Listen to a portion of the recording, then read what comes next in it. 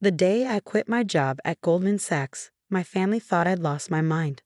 I remember standing in our family's luxurious Manhattan penthouse, my resignation letter still warm in my hand, watching their faces contort with disbelief and horror. Sofia, you can't be serious, my father's voice boomed across the marble floors. As the CEO of a major investment firm, he couldn't comprehend why anyone would leave a prestigious position as a senior investment banker. $300,000 a year, and you want to throw it away to play in the dirt? My mother, dressed in her usual Chanel suit, looked like she might faint. She gripped her pearls so tightly I thought they might snap. Darling, if this is some kind of quarter-life crisis, we can get you help. Dr. Harrison is an excellent therapist. But it was my older sister Diana's reaction that cut the deepest. She let out a sharp, cruel laugh that echoed through the penthouse. Oh, this is perfect. My Yale-educated sister wants to become a farmer. What's next?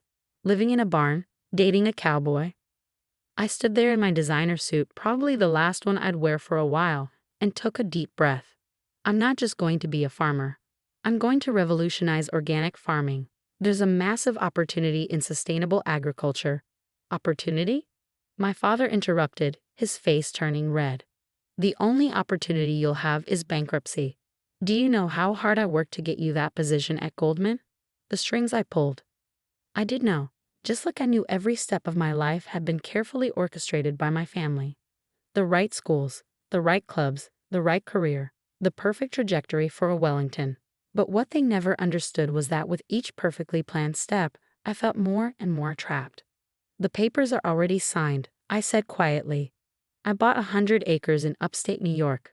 The crystal wine glass in my mother's hand slipped and shattered on the floor. You what? Great-grandfather's trust fund, I explained.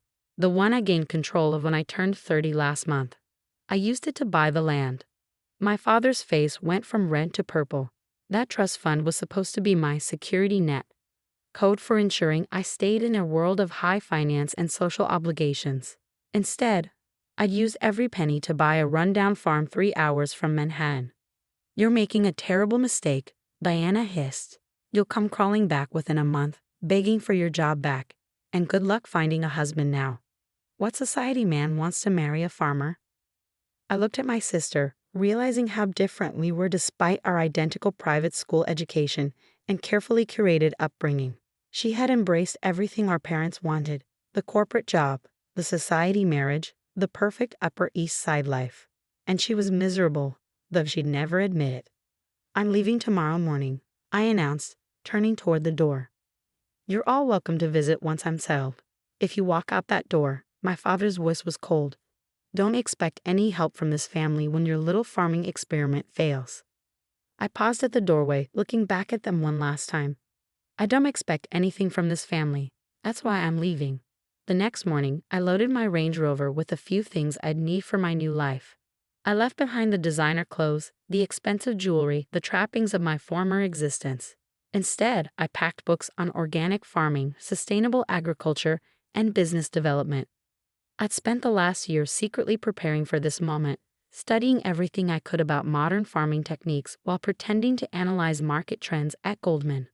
The drive to my new home took just over 3 hours, but it felt like entering a different world.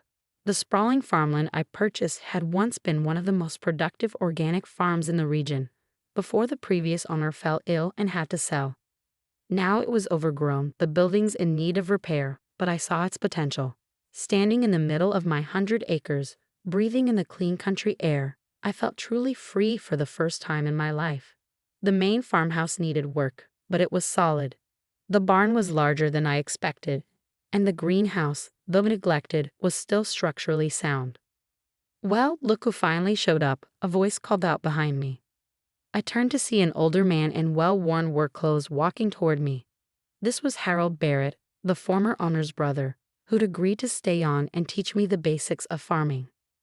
Mr. Barrett, I extended my hand. Thank you for agreeing to help. He looked at my manicured nails and expensive watch with skepticism. You're really serious about this, aren't you? Leaving all that city money behind to work the land? More serious than I've ever been about anything. He nodded slowly. Well, first thing you need to do is change those fancy clothes. Can't learn farming in designer jeans. For the next 6 months, I worked harder than I ever had in my life. My hands, once soft and manicured, became calloused. My designer clothes were replaced by sturdy workwear. I learned of soil composition, crop rotation, organic pest control, and 1,000 other details that no business school had prepared me for. But I also saw something my family couldn't understand, an opportunity that went far beyond simple farming. While working at Goldman, I analyzed the organic food market extensively. I knew that demand for organic produce was skyrocketing, but the supply chain was inefficient. Small organic farmers struggled to get their products to urban markets, while city dwellers paid premium prices for often mediocre produce. I began developing a plan that would revolutionize how organic food reached consumers. But first, I had to prove I could actually grow something. My first harvest was modest but successful. The heirloom tomatoes, rare herbs, and specialty greens I focused on were exactly what high-end restaurants craved. Thanks to my connections in Manhattan, I already had buyers lined up, prestigious restaurants eager for truly fresh, organic produce. When the first checks started coming in, I reinvested every penny. I restored the greenhouse, built 2 more, and installed state-of-the-art hydroponic systems. I hired local workers who knew the land and shared my vision for sustainable agriculture. Slowly, my farm began to transform. But it wasn't enough. I wanted to create something bigger, something that would change the entire industry. Late at night, after long days in the fields, I worked on business plans and strategic models. I saw a future where organic farming could be both sustainable and profitable on a large scale. My family, meanwhile, had essentially disowned me. The only contact I had was through their gossip circle, where I become something of a cautionary tale. Poor Sofia Wellington, she had everything and threw it away to become a farmer. Such a shame. 6 months turned into a year. My hands grew stronger, my skin tanned from working in the sun. The gleaming Range Rover was replaced by a practical pickup truck. I learned to repair machinery, drive a tractor, and predict weather patterns. But more importantly, I learned to trust my instincts. Then came the storm that almost destroyed everything. It was a freak weather event, 3 days of relentless rain followed by devastating winds. Half my greenhouses were damaged, crops were flooded, and I was facing potential ruin just as things were starting to work. That night, standing in my damaged greenhouse, I received the call I'd been dreading. "Sofia, darling," my mother's voice was syrupy sweet. "We heard about the storm. Your father and I think it's time you admitted this experiment has failed. Come home, apologize, and we'll help you get your old job back." I looked around at the wreckage, the broken glass, the damaged plants, the mud everywhere. For a moment, I felt the weight of possible failure crushing me. Then I noticed something remarkable. In the corner of the greenhouse, protected from the worst of the storm, my experimental hydroponic system was still running perfectly. The rare herbs I'd been growing for a molecular gastronomy restaurant in Manhattan were thriving. And in that moment, I knew exactly what I had to do. "Thanks, Mom," I said calmly. "But I'm not coming back.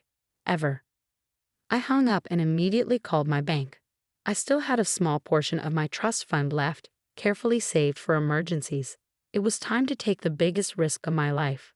Instead of simply rebuilding the damaged greenhouses, I would transform them. I've been experimenting with a new kind of hydroponic system, one that combined traditional organic growing methods with cutting-edge technology. Now I would implement it on a massive scale. I worked through the night, drafting plans and making calls. By morning, I had set in motion something that would either make me a revolutionary in the agricultural industry or prove my family right about my sanity. Little did they know, their crazy daughter was about to change the face of organic farming forever. My new vision wasn't just about rebuilding, it was about revolution. The storm had destroyed my traditional greenhouses, but it had also washed away my remaining doubts. I was done trying to simply be a better version of a traditional farm. It was time to reinvent farming itself. I called my system Smart Grow, a combination of hydroponic technology, artificial intelligence, and organic farming principles.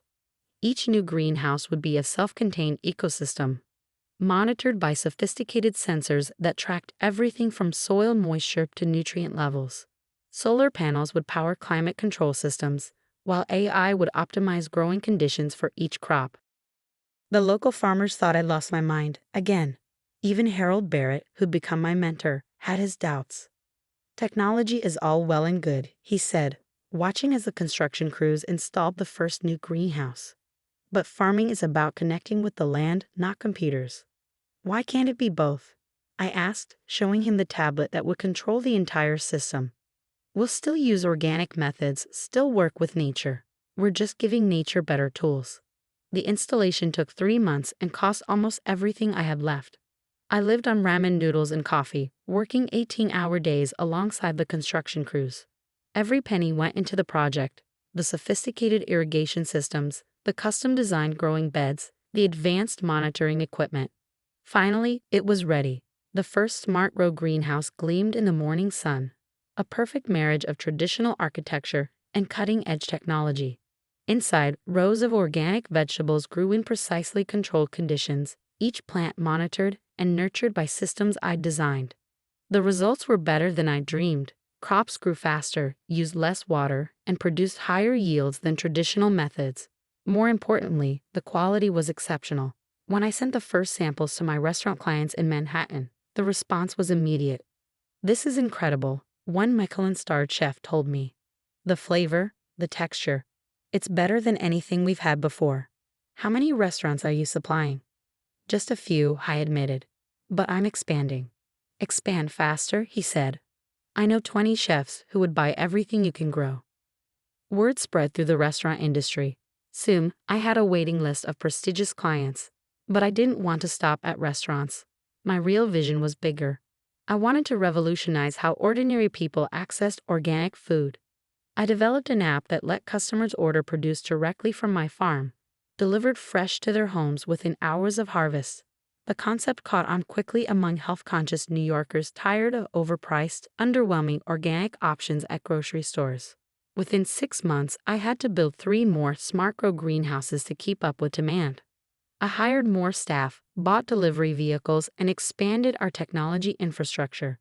Every greenhouse was a learning experience, each one more efficient than the last. Then came the call that changed everything. "Ms. Wellington." The voice was unfamiliar.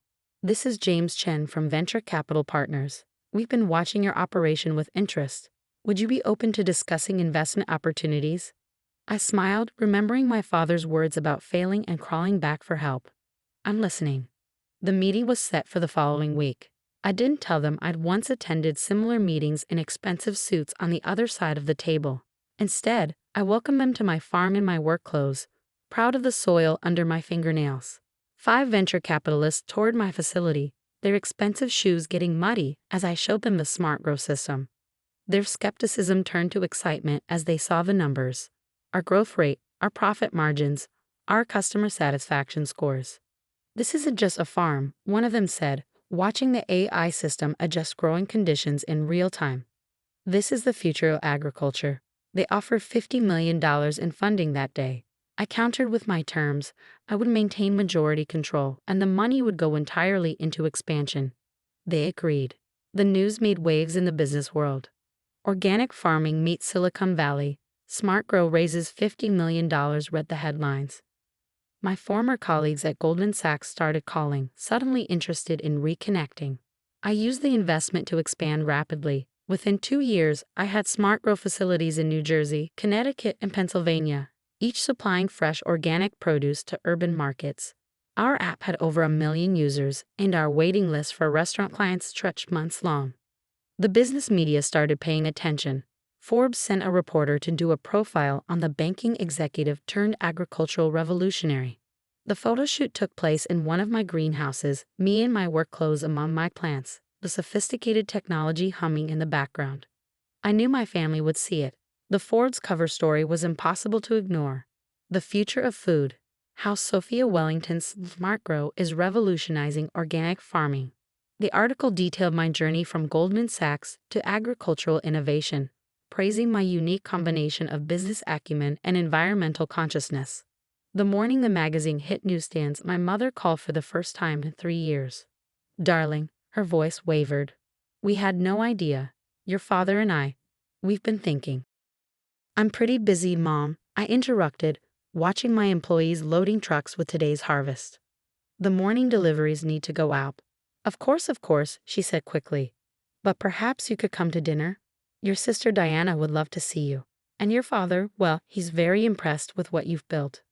I thought about their reactions 3 years ago, the mockery, the condemnation, the absolute certainty that I would fail. I thought about the lonely nights, the hard work, the storms both literal and metaphorical I'd weathered alone. I can't, I said. I have an investor meeting tonight.